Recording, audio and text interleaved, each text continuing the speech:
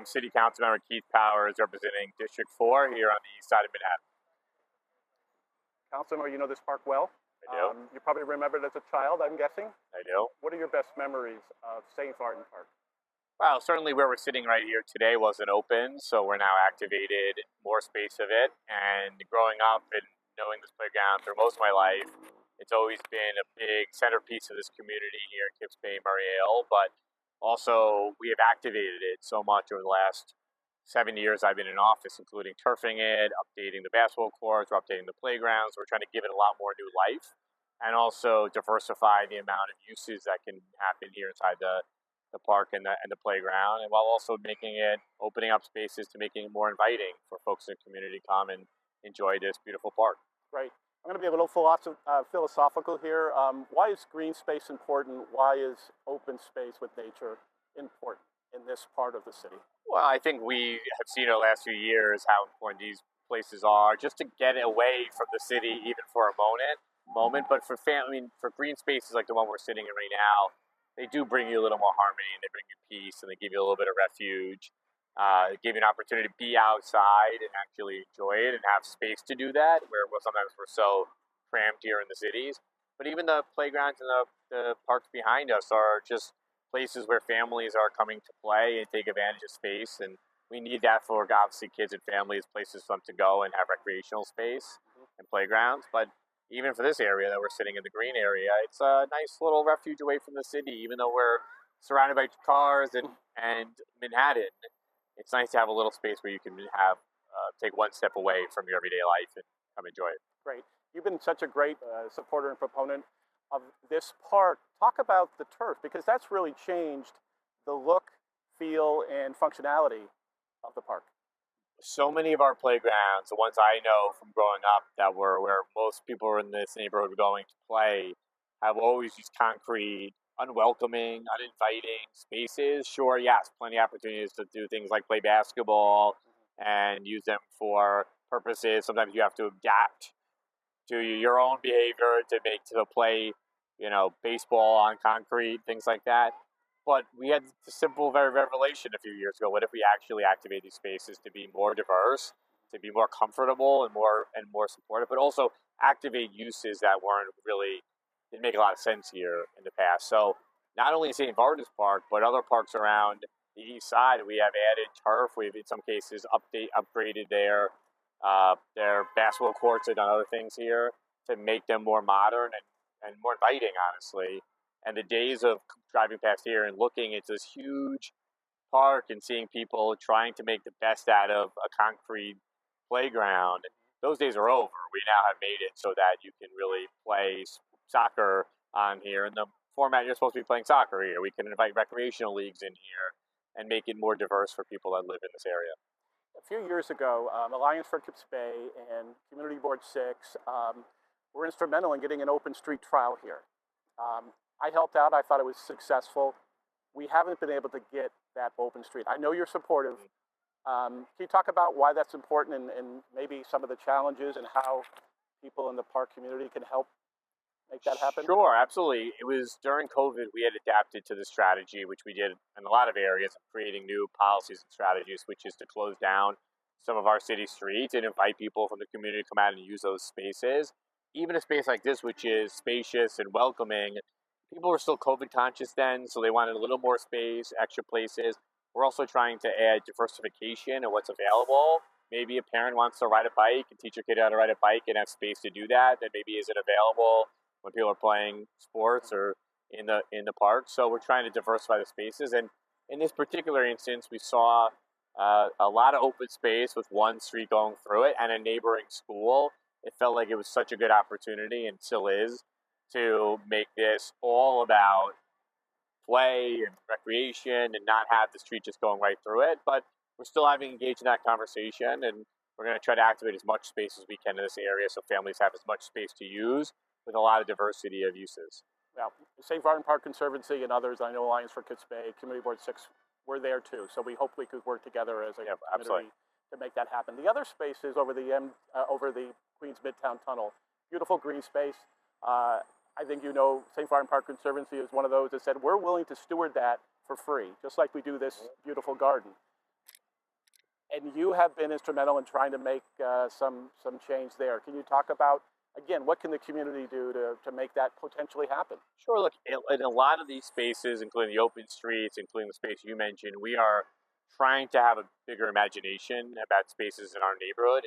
And Manhattanites sometimes are required to do that because we don't have the space that other places have. So we can't just take advantage of what's right in front of us. We have to be, bigger in our thinking. And we've been trying to do that, push agencies. We're always overcoming the status quo, the old way of thinking. We're always trying to find the balance between different uses and agencies and needs. So it's always going to be a challenge. But for community members, it's continue to talk about it, to continue to ask the question, try to figure out creative ways to use spaces. I think you have a very welcoming group of elected officials to that cause. But it's always going to be continue to push forward. And we're going to have to continue to activate. When you talk to elected officials or people are asking for your vote or people are run mayor, governor, whoever, you should ask them the same questions. Can you help us activate this space? And I think that's a great question to be asking of elected officials, especially those who have control over this. So getting a city and state group together, but I think more than anything, we also want people's best ideas of spaces that we can activate. In this case, in some cases nearby, we've been talking with the community board about waterfront space. What if we readapt and repurpose? So we're trying to do a lot of that. So we want people to bring us their best ideas. And as city council member, we're going to look for ways to continue to fund projects so that can become a reality. Yes, the rethinking the waterfront is great. And kids, we'd love to see a seamless entry from here, this garden, into to the water. But the playground. So with your huge support, there's going to be a new playground. It's going to have more resiliency and many other features. Why was it important to get an updated playground? This is the playground for the community here. And so I think for a lot of different neighborhoods, they have one central playground that really serves this area. And this is definitely one of them for this area, Murray Hill and Kips Bay. But it's also a central point between people who live in Stuyvesant Town and Midtown. So with space being so limited, it's always important you have updated space and you give the kids and the families something new and exciting. By the way, we upgraded a playground in Tudor City. We've seen them in Stuyvesant Town. You get so much excitement from families to go try out the new playgrounds and to offer something new to kids in the neighborhood. So we want to modernize them and we want to always be offering new things. But I think for me, all the work I've done around St. Vartan Park has been around making sure that the investment's happening for this neighborhood because this is a really centerpiece to the surrounding area. Right. My favorite thing about this park is that it serves the entire community. If you're a family with young children, you have a playground here. If you're somebody older and you want to play soccer or baseball, there's space for that. You have basketball courts, handball, and now we have this beautiful, more tranquil space to use. So it's diverse in the way we can use it. It offers a lot to people who live around here, and it's welcoming. We welcome a lot of people to come use it, and I think expanding its footprint and its activation is a way to make sure that continues in the future and investing in it. So my favorite thing is that it does a lot for a lot of people in this community. It serves a lot of different needs and purposes, and it's like I said, centrally located to a lot of folks that live around here. And then, there's been talk about, getting more money into parks, but there are, friends of groups and conservancies and others. So I think you certainly understand that we could all work together so that we can make these parks as beautiful as possible and safe and clean. Yeah, look, when we're talking about how can members of the community be more involved, well, it's to invest in your park too. It's to use it, activate it, keep it clean, by the way, make sure it's well maintained, and also where there's opportunities, volunteer or offer resources if you can afford it to help the maintenance of that. We're always going to make sure our parks, as a council member, are well maintained and taken care of and resourced, but it certainly helps the community who's using it also gets invested in the future of it and activates and volunteers, and if they can contribute money to help keep going maintenance efforts. I think that's extremely important, and that's what we ask people to do is be good neighbors to your neighborhood park as well. Our number one thing is always do no harm or do at least harm you can. So we right now are always fighting to make sure we are restoring services, making sure our parks budget gets restored first and foremost. We're not cutting jobs, we're not cutting services. But then from there, we want to build and think big and take meaningful steps towards a more significant investment in our parks. Locally, as council members, I know many of us are investing in the local park, but we also want to make sure on a wholesale across the city effort that there's all the parks. You don't need just a conservancy or a well-resourced neighborhood to get the attention to a park and the service you need, proper enforcement, proper maintenance and planting and cleanup. So we're trying to fight for all that. I've certainly been supportive of that, but we're always making sure that we are attending to a lot of things in the budget, and that's prior parks is a big priority for us. I am so happy of the work that we've done over the last 7 years, especially in the last 2 years around investing in our parks and creating new spaces. Right when I got in office, one of the first things I did is we were able to get funding for this park to turf it and to upgrade it. And then I've been adding in funding along the way to make sure that the other parts of the park get that same investment, so that everyone who uses gets attention that it to this gets the attention and resources it deserves. On the waterfront, we created a new wave park with a dog run there. We added new funding in last year to upgrade another parcel on the waterfront, and we got Dag Hammarskjöld Plaza, millions and $1 million of funding to properly do the upgrades that they need, and they've been begging for years. And we're continuing to ask for more and look for more around site and place parks and other places. What I want everyone to have is a nice space within walking distance where they can go on that hot day when they want to get away and get some shade or even get some sun, to have that opportunity. So whether it's the waterfront and here in high dense neighborhoods where there are existing parks, where there might be a possibility for a new park, we want all of that to take form. And I've been proud of the last 7 years of that work we've done. I know we've talked about it, is climate change. There's been so much, and I know with the Borough President Levine's Million More Trees initiative and all, and I know you've been very focused on not just climate change, but bringing composting here in the park. And can you talk about our future and climate change and how we all need to work together on that? Yeah, well, two things. One is parks like this serve as also like a central meeting point for people. It's easy to identify, it's easy to find, and if people know where it is, they use it. So when we're doing things like community composting, this is a great and easy place to do it, to meet our sort of larger needs here as a city, because we know people know where to find us, and there's certainly space for it. So we've been, during COVID, opened up a community composting site here because we knew the neighborhood wanted the composting. We also knew they knew where St. Vartan's Park was. It was a great match.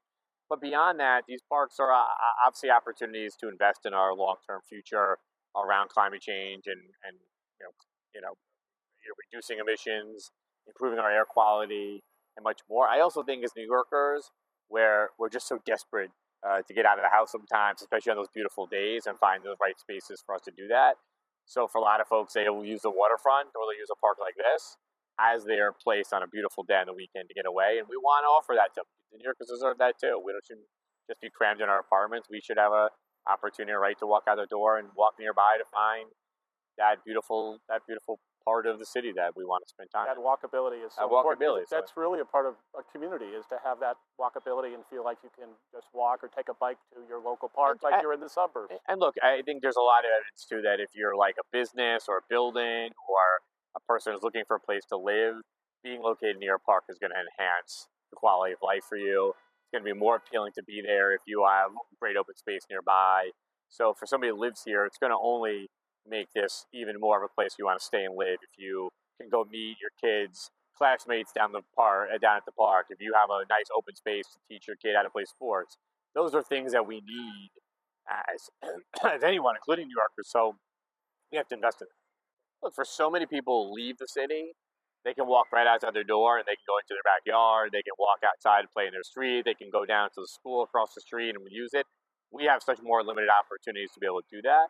So our parks and our playgrounds become our central meeting spots. They're the places where I learn to play sports and meet my friends and socialize. They create community. For our schools that are nearby, they become a really important place for the kids to play. It's about fitness. It's about climate change. It's about socialization. During COVID, it was about health and safety. And it's about enjoying the city that you live in. And so as New Yorkers, we get cooped up in our offices. We get cooped up in our apartments. We need places to get out and to be able to meet people and to be able to enjoy our city. And they're just so additive. And whether it's the big parks like Central Park or it's smaller neighborhood parks that offer something for the people who live right there.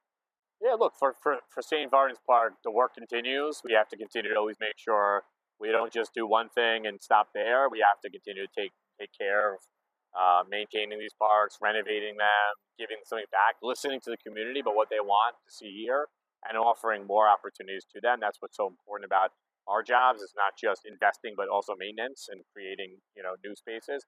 and we're always looking for new spaces to offer more opportunities for people on the east side to congregate and meet, to form communities. So we're always looking for new ideas to be creative around open space. Yeah, thank you for letting me sit down here. I mean, Awesome. I didn't know I was Done. going to Yeah. Thanks, be man. the chief. Cool.